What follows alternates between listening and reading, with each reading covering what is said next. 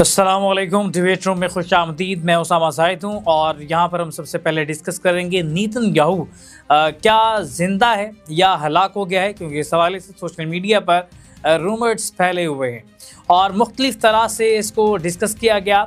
और नेतन्याहू ने यह साबित करने के लिए कि वो ज़िंदा है 3 वीडियोज़ जारी की।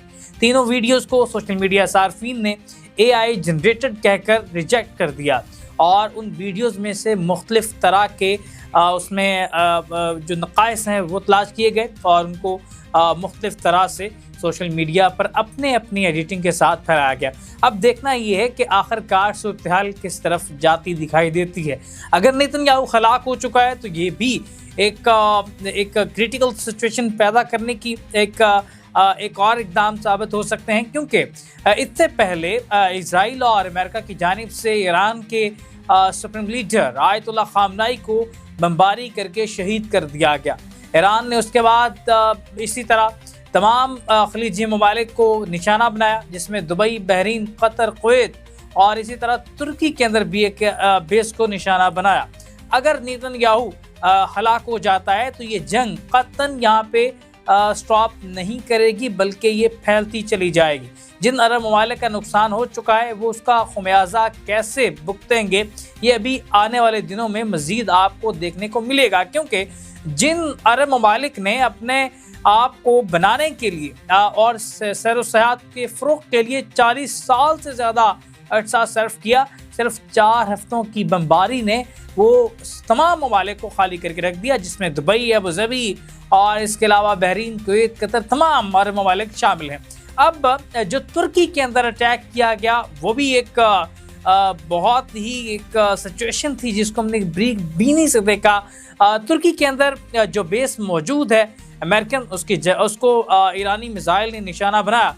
तुर्की चूँकि नेटो का हिस्सा है तो किसी भी एक नेटो रुकन पे हमला होता है तो तमाम नेटो जो ममालिक हैं वो उसकी मदद के लिए आते हैं। इसी तरह का रूल है। लेकिन तुर्की पर अटैक हुआ तो नेटो ममालिक ईरान के ख़िलाफ़ क्यों मुतहर्रिक ना हुए, ये भी एक अपनी जगह बहुत बड़ा सवाल निशान। इसका मतलब ये है जो हम तज्ज़िया करने में कामयाब हुए हैं कि नेटो ममालिक इस जंग का हिस्सा नहीं बनना चाहते। फ्रांस, इटली और इसके अलावा बरतानिया, तमाम ममालिक ने इस जंग का हिस्सा बनने से इनकार कर दिया और अमेरिका के अंदर से भी आवाज़ें उठ रही हैं और अमेरिका के बासी अपनी फ़ौज से, डोनाल्ड ट्रंप से ये सवाल करते दिखाई देते हैं कि ये हमारी जंग नहीं है, आप इसराइल की जंग लड़ रहे हैं और इसमें मुल्क व कौम का नुकसान हो रहा है। डोनाल्ड ट्रंप इस जंग की वजह से ये तो तय है कि अपना सियासी स्ट्रक्चर तबाह कर चुके हैं, लेकिन इसके साथ अमेरिकन स्ट्रक्चर भी तबाह हो जाएगा और ऐसे लगता है कि ईरान के साथ लिया जाने वाला ये फड्डा ये बहुत महंगा पड़ने जा रहा है और हो सकता है और बल्कि बहुत ज़्यादा चांसेस हैं, बल्कि मेरे नज़दीक मैं 99% ये चांसेस जो है वो कंसिडर करता हूँ कि इसके बाद अमेरिका सुपर पावर कम से कम नहीं रहेगा और रूस और चीन मुकम्मल खामोशी के साथ ईरान को बैकफुट पे यकीनी तौर पे मदद फराहम कर रहे हैं और वो सिचुएशन को बारीक बीनी से देख रहे हैं और चीन बड़ी ही बारीक बीनी से अमेरिकन टेक्नोलॉजी का मुशाहिदा कर रहा है।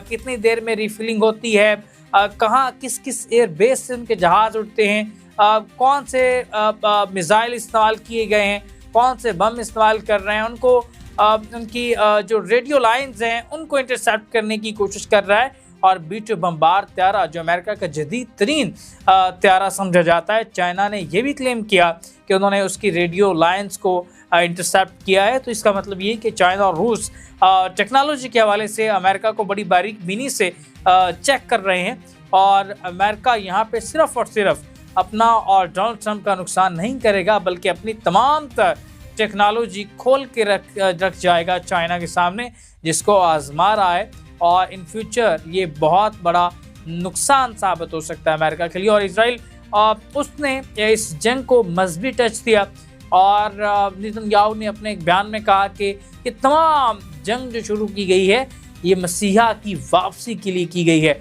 जी हाँ, वही मसीहा जिसको आप दज्जाल के नाम से पुकारते हैं। और यकीनी तौर पे मैं तो इस चीज़ पर बड़ा स्ट्रिक्ट हूँ कि ये कुर्ब क़यामत के नज़दीक के जो मामलात हैं, जिनको बड़ी बड़ी निशानियाँ जिनको कहा गया है, जिसमें हज़रत इमाम मेहदी का आना, जिसमें दज्जाल का खुरूज होना, याजूज माजूज का सिस्टम, ये तमाम तर के लिए निज़ाम खड़ा होना शुरू हो गया है। और ये जंग आर्मेगेडोन की शुरुआत है और ये आर्मेगेडोन की घंटियाँ बजाई गई हैं। इन फ्यूचर आप बदलते हालात व वाक़यात भी इसके साथ देखेंगे। और आर्मेगेडोन अगर आती है तो पाकिस्तान का बहुत अहम किरदार है। और आप देख सकते हैं पाकिस्तान, अफ़गानिस्तान, भारत ये अपनी जगह, इसके अलावा भारत के अंदर बहुत सारी रियासतें अलग अलग होने को खड़ी हैं। और इसके अलावा बर्मा की सिचुएशन आपके सामने है, और चाइना के अंदर भी मुसलमानों का इस्तेसाल किया गया, वो भी मिसालें अपनी जगह है। और इसके अलावा फ़लस्तीन, और इसके अलावा दीगर आप रूस यूक्रेन की जंग का मुशाहिदा करें, थाईलैंड और कंबोडिया का जो तनाज़ा है उसको आप देखें। और इसके अलावा बहुत सारे ऐसे ममालिक हैं जो आपस में गुत्थम गुत्ता हैं, और ये एक चिंगारी तमाम ममालिक को दोबारा खड़ी करेगी। और ये मेरे नज़दीक आर्मेगेडोन की एक घंटी बजाई जा रही है। और ये जंग इतनी आसान नहीं है, और ये जंग बहुत तवील जाएगी। और ये जंग जितनी तवील जाती है उसका नुकसान बराह रास्त अमेरिका को होगा। इसराइल को नुकसान बहुत ज़्यादा है, लेकिन अमेरिका के मुकाबले में इसराइल को कोई नुकसान नहीं है। और ये अमेरिका का बहुत बड़ा लॉस होगा यहाँ पे। वो अपनी सुपर पावर इसराइल पे कुर्बान करके इस खित्ते से निकलता दिखाई देता है। अब देखना है कि सूरत हाल आगे किस तरफ बैठती। जो मुश्तबा खामदाई हैं उन्होंने रिजेक्ट कर दिया है तमाम तर उन कोशिशों को जो मुज़ाकरात की बात कर रही हैं। उन्होंने तमाम तर मुज़ाकरात को रिजेक्ट करते हुए कहा कि हम रिटेलिएट करेंगे, हम फाइट करेंगे, हम बदला लेंगे और अपने सुप्रीम लीडर के नक्शे कदम पे चलेंगे। इसका मतलब साफ जाहिर है कि मुश्तबा खामदाई वो अपने बाप, अपनी फैमिली की शहादत के बाद वो साफ तौर पर यहाँ पे स्टैंड कर रहे हैं कि अब पीछे नहीं हटना, बल्कि अब रिटेलिएट करना है, अब मजबूत रहना है।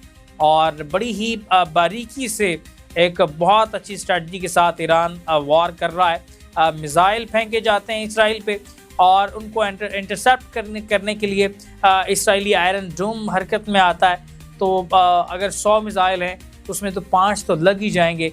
जब आयरन डोम खाली होता है, रीलोडिंग चल रही होती है मिसाइल्स की, उस दौरान ईरान दूसरे फेज़ में मज़ीद ताकतवर मिसाइल दाग देता है। और इस तरह ना ईरान ने फाइटर जेट बनाए, ना कोई बड़े बड़े बहरी जहाज़ बनाए, बल्कि उसने साफ मिसाइल्स पे और ख़ुद कुछ जो कश्तियाँ उन पर काम किया। और इतना एक ज़बरदस्त किस्म का ये तजर्बा रहा कि उनकी मिसाइल आज नाकों चने चबा चुके हैं। और इसराइल, अमेरिका समेत तमाम अरब ममालिक इस वक्त इस पोजीशन में है कि उन्हें समझ नहीं आ रही कि ईरान का मुकाबला करें तो किस तरह से करें और इसको किस तरह से शिकस्त दी जा सकती है।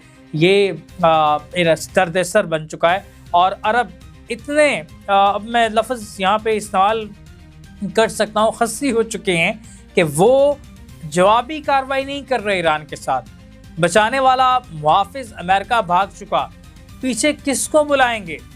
पाकिस्तान को बुलाएंगे। पाकिस्तान के जितने ताल्लुकात अरब ममालिक के साथ हैं, अवाम इतनी ही ईरान के साथ खड़ी है। तो किस तरह पाकिस्तान डिफेंड करेगा इस पोजीशन को?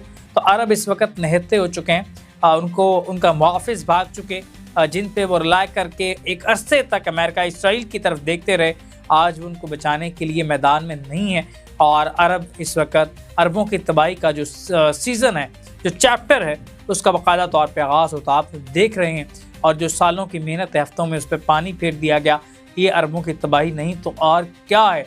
मज़ीद आप अरबों की तबाही देखेंगे। इस तमाम सूरत हाल पर हम भी बात करते रहेंगे। अपने मेज़बान उसामा ज़ाहिद को दीजिए इजाज़त। अल्लाह ने के बाद।